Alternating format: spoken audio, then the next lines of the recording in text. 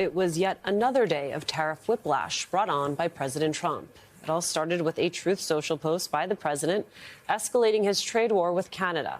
Trump threatened to double tariffs on steel and aluminum imports after the Ontario Premier put a retaliatory surcharge on electricity used by more than 1 million Americans. The president also suggested, again, that the only solution was for Canada to become America's 51st state. Well, those comments roiled the stock market for a second day in a row, causing mass chaos, only for Trump to walk back his threat hours later, saying he'd probably reconsider his decision after the Ontario Premier agreed to suspend that surcharge and meet with Commerce Secretary Howard Lutnick later this week.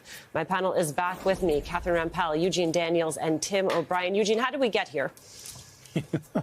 A lot of back and forth, right? I think, what people should really understand is that Donald Trump's kind of obsession with tariffs, using them as a cudgel, did not start when he got into the political sphere. It's something he believed as a businessman. He deeply believes, when you talk to his aides, that it's a question of fairness. And now he's not just using it to try to, as an economic tool. He's also using it on to force, whether it's Canada or Mexico, to do other things, whether it comes to immigration or whatever.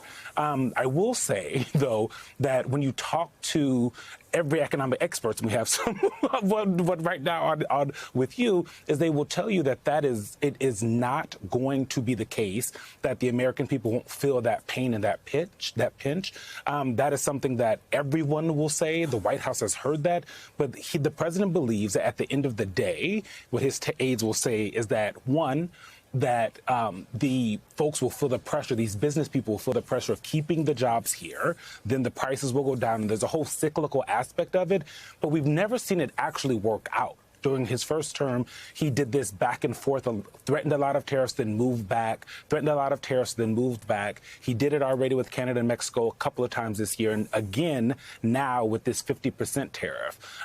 It is very clear that the back and forth is a tussle that he likes. The White House is definitely going to say that this shows that he is a negotiator and it's the art of the deal. But I think there is also an aspect to this that the markets were going down, consumer confidence continues to stay down, that uncertainty is adding nothing to the economy. And for Donald Trump, that is how he sees himself, as the person who's going to fix the economy. It's the biggest promises he's made to the American people. And so there is public pressure and the public sentiment that also is impacting his decisions here. There's public pressure. Republicans have heard that public pressure. They know that these tariffs are not popular. And yet, just today, in that resolution we talked about, can you pull up this headline from the New York Times? The Republicans quietly ceded the power to cancel Trump's tariffs. So it is now not clear who's supposed to hold him responsible. How long is it before Americans start to feel the impact and start to show up at even more town halls and push back? I think there will be something of a lag, depending on where the tariffs actually land, which changes from minute to minute, obviously. So for something like steel and aluminum tariffs, those will affect the input costs of a lot of American companies. Automakers, for example, the highest share of a car by weight is steel.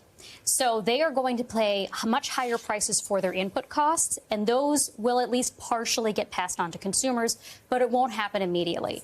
If we were talking about things like finished consumer goods, particularly things that are perishable, that companies could not have stored up on, so for example, avocados, tomatoes, other produce from Mexico that at some point was tariffed and now is paused, that would show up much more quickly because companies were not able to stock up in the past few months, as they did on certain things, including inputs for automobiles, among other products. Can you explain to me what this obsession with making Canada the 51st state is?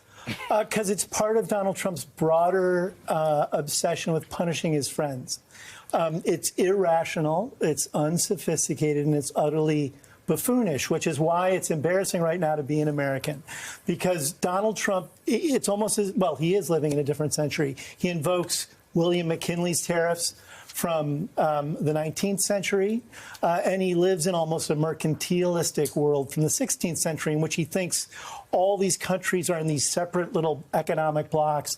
They don't need to trade with one another globally. And if anyone gets out of line, you punish them. But the perverse outcome of this right now is we're punishing our two biggest trading partners, Mexico and Canada. They are neighbors. They are excellent economic partners. We don't have a trading relationship with Mexico. We have this deeply intertwined production operation that runs up and down the supply chain with automobiles, agriculture, as Catherine pointed out, electronics goods. And when you ask where people will feel this, think about a store like Walmart. 80% of the goods on Walmart shelves are sourced from Mexico. A third of the producers in Mexico are U.S.-owned companies. And I was in Mexico about a week ago and met with CEOs down there, and they were Mexican and American CEOs. And they were befuddled as to why Trump would run around like Yosemite Sam, shooting himself in the foot constantly, because it makes no economic sense, and it's going to hurt American consumers. It's already hurting the economy, and that's why the stock market is reacting the way it is. But Trump isn't doing it because it's economically rational. Right, there's no strategy here. Well, there is no strategy, but there's a goal. And the goal is personal hegemony and public hegemony for the United States through this sort of caveman window that is not how the world works in a sophisticated 21st century environment. But that's not where he's living. Right. And so he's punishing friends at the expense of Americans.